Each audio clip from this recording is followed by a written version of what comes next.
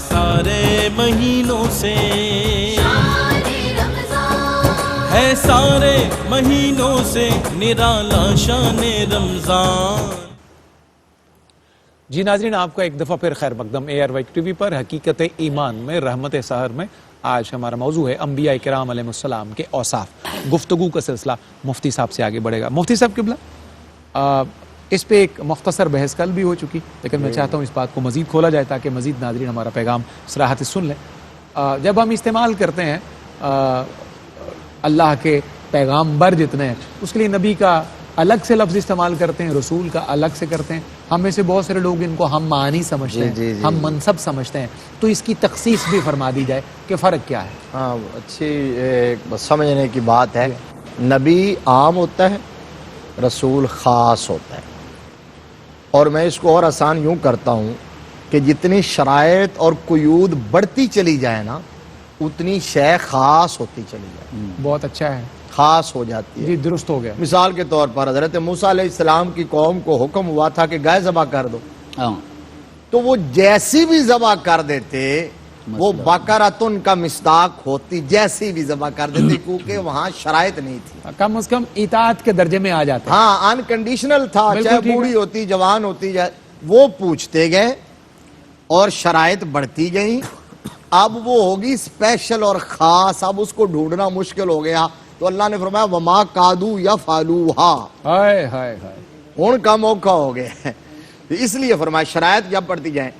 ایک اور مثال دیتا ہوں، پاکستانی اور لاہوری۔ پاکستانی عام ہے، لاہوری خاص ہے، ٹھیک ہے نا، کیونکہ پاکستان کا ایک حصہ ہے لاہور۔ اب ہر لاہور میں رہنے والا پاکستانی ضرور ہے، لیکن ہر پاکستان میں رہنے والا لاہوری نہیں ہے۔ قاری صاحب ملتان سے ہیں، پاکستانی ہے لیکن لاہوری نہیں ہے۔ بالکل ٹھیک۔ تو آپ سمجھیے کہ نبی ہے عام، رسول ہے خاص، لہذا جو رسول ہے وہ نبی ضرور ہوتا ہے، لیکن ہر نبی کا رسول ہونا ضروری نہیں ہے۔ نبوت پہلا سٹیپ ہے، رسالت اس سے اگلا درجہ اور اگلا مرتبہ ہے۔ صحیح۔ رسول کے لیے تبلیغ شرط ہے، رسول کے لیے امت شرط ہے، شریعت کا عطا کیا جانا یہ شرط ہے۔ نبی جو ہے جس کی طرف اللہ کی طرف سے وحی آئے، اللہ اس کو منصب نبوت عطا کرے، چاہے اس کی تبلیغ کی ڈیوٹی لگی ہو یا نہ لگی ہو، تو وہ نبی ہوتا ہے جس کو اللہ، اور یہ ہم نے پہلے یہ بھی عرض کر دیا کہ نبوت اللہ ہی کی طرف سے ملتی ہے، نبوت کسبی نہیں ہوتی، محنت سے نہیں ہوتی، نبوت کسبی نہیں ہے، نبوت وہبی ہی ہے۔ ولایت کسبی بھی ہوتی ہے، وہبی بھی ہوتی ہے۔ کسبی ولایت کا مطلب یہ ہے کہ بندہ نیکیاں کرے، عبادات کرے، ریاضات کرے، رب کو راضی کرے، اللہ کا محبوب بن جائے، اللہ ولی بنا دیتا ہے۔ اور وہبی ولایت یہ ہے کہ کسی کو اللہ اپنے فضل سے جب چاہے اس کو منصب ولایت عطا فرما دے، مادرزاد ولی بنا دے، مادرزاد ولی ہوتے ہیں۔ لیکن نبوت کسبی نہیں ہوتی، کوئی بندہ عبادات سے، ریاضات سے، مجاہدے سے اور شب بیداریوں سے، رکوع سجود سے، اپنی محنت سے نبی نہیں بن سکتا۔ نبی وہی بنتا ہے جس کو میرا رب نبوت عطا فرماتا ہے، اور نہ ہی نبوت تدریجی شے، یعنی کوئی ایسا بھی نہیں ہو سکتا کہ پہلے کوئی اور منصب ہو، پھر اس کے بعد وہ کہے کہ اب میں محدث بنا ہوں، اور اب یہ کہے کہ میں فلاں منصب پر، یہ سٹیپ بائی سٹیپ نہیں ہے۔ نبوت یک بارگی ہے اور اللہ کی عطا سے ہے۔ اللہ میرا رب جس کو چاہتا ہے، اللہ عالم حیث یجعل رسالتا، اللہ بہتر جانتا ہے کہ اس نے کس کو نبوت عطا فرمانی ہے، کس کو رسول بنانا ہے۔ کیا کہہ رہے ہیں مفتی صاحب؟ شاہ جی قبلہ، انبیاء کرام کے اوصاف کی بات ہو رہی ہے، تو یہ بھی فرمائیے کہ انبیاء کرام کی جو اطاعت ہے، ان کا حکم ماننا اور ان کے نقوش پا پر چلنا، اس کی شرعی حیثیت کیا ہے؟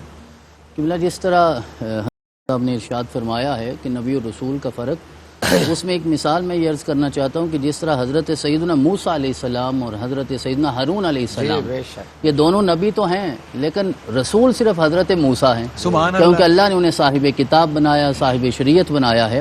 تو ہر نبی جو ہے وہ رسول نہیں ہو سکتا، لیکن ہر رسول جو ہے وہ نبی ہوتا ہے، کیونکہ اس کا درجہ کم ہوتا ہے۔ اور دوسرا یہ ہے کہ 1,24,000 کم و بیش، یہ جو ہماری معلومات ہیں اس کے مطابق انبیاء اور رسول تشریف لائے، اور ان میں یہ بھی سیرت نگاروں نے لکھا ہے کہ 313 یا 314 جو ہیں وہ رسول ہیں، یعنی خاص لوگ ہیں۔ اور ان اچھا۔ 313 ہوں 314 ہوں یا 1,24,000 ہوں کم و بیش ہوں جتنے بھی ہوں ان میں محمد رسول اللہ صرف ایک ہی صلی اللہ جن کے ارد گرد سارے نبی بھی طواف کر رہے ہیں، سارے رسول بھی طواف کر رہے ہیں، سارے معصومین بھی طواف کر رہے ہیں، سارے فرشتے بھی طواف کر رہے ہیں، اور ہم جیسے گناہگار بھی ان کے گرد راہ میں ہیں، کیونکہ رسول اکرم علیہ تحیت و ثنا کو میرے رب نے کائنات کا براہ راست وسیلہ بنا کے بھیجا ہے۔ سبحان اللہ۔ اور جو آپ نے اطاعت کے حوالے سے ارشاد فرمایا ہے، رسول کی اگر اطاعت نہیں کی جائے گی تو ہم اللہ تک کیسے پہنچیں گے؟ بالکل یہ تو سیدھی سادی سی بات ہے کہ دیکھیے اب عملاً اطاعت رسول کی ہوتی ہے، نبی کی ہوتی ہے، لیکن اصلاً اطاعت اللہ کی ہوتی ہے۔ اللہ اکبر۔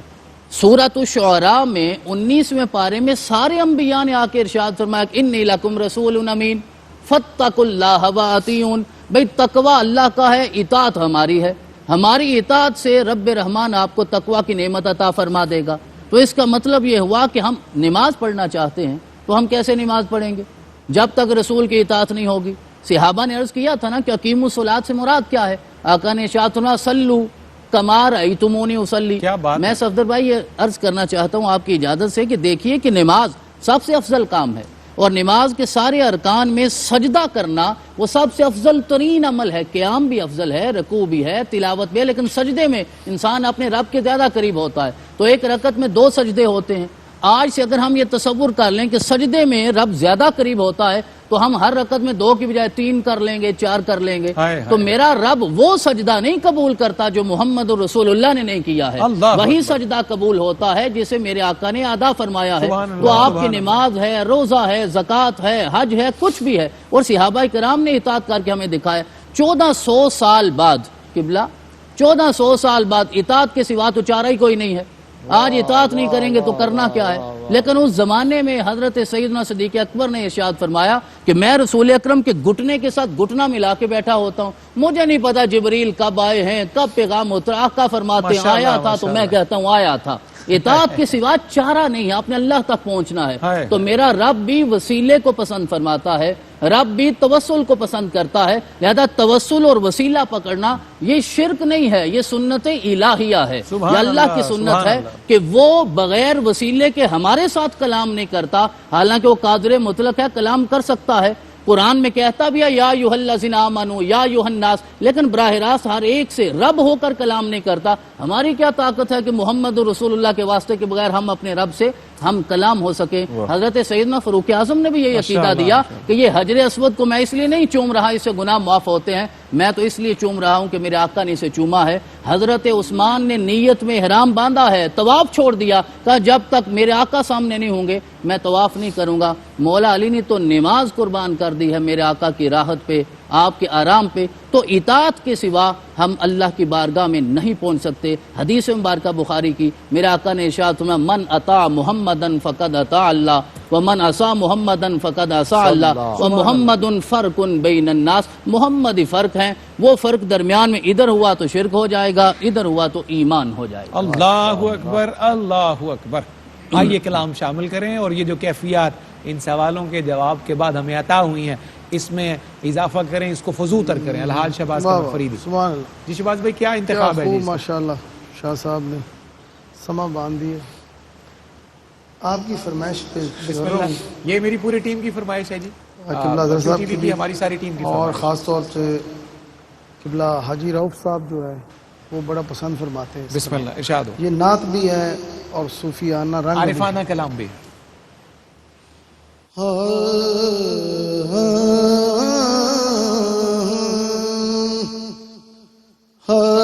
شاہوں سے کچھ غرض نہ کسی تاجور سے ہے،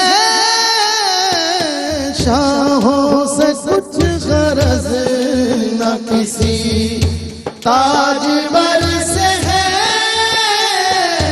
شاہوں سے کچھ غرض نہ کسی تاجور سے ہے،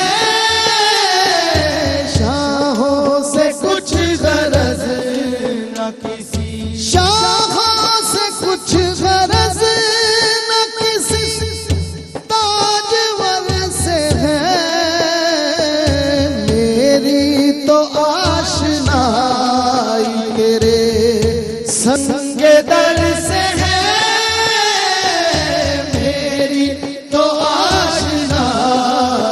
تیرے سنگ در سے ہے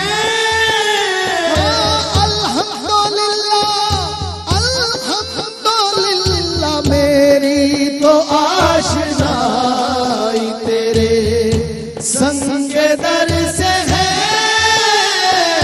میری تو آشنائی تیرے جس راہ سے وہ سرور خراما گزر گیا نسبت میری جبھی کو اسی راہ گزر سے ہے نسبت میری جبھی کو اسی راہ گزر سے ہے نسبت میری جبھی کو اسی ان سے نظر ملی تو نظر ان کی ہو گئی ان سے نظر ملی تو نظر ان کی ہو گئی ان سے نظر ملی تو نظر ان کی ہو گئی یہ حادثہ عجیب نظر کا نظر سے ہے یہ حادثہ عجیب نظر کا نظر سے ہے شعر دیکھیے گا گرتا نہیں ہے قطرہ خاموش بے سبب شبنم کا بھی وجود کسی چشم تر سے ہے شبنم کا بھی وجود کسی چشم تر سے ہے میری تو آشنائی تیرے سنگ در سے ہے تیری نگاہ سے ہوئے زخمی دل و جگر تیر ایک دو شکار تیرے ہی ہنر سے ہے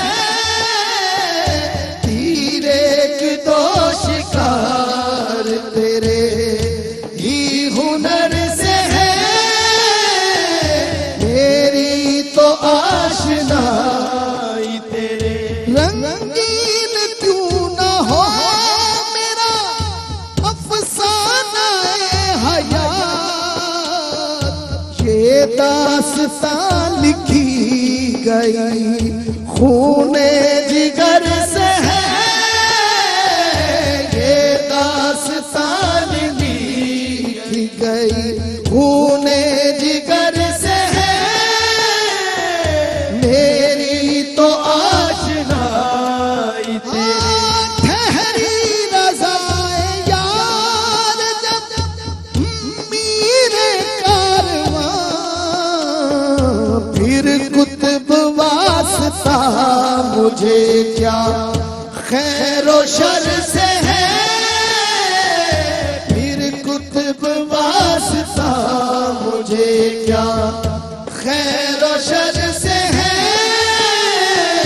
میری تو آشنائی تیرے سنگ در سے ہے میری تو آشنائی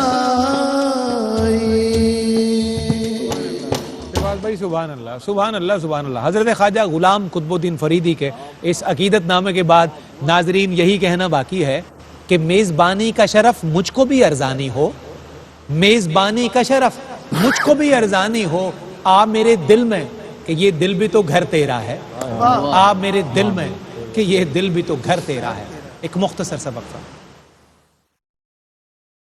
ہے سارے مہینوں سے ہے سارے مہینوں سے نرالا شان رمضان.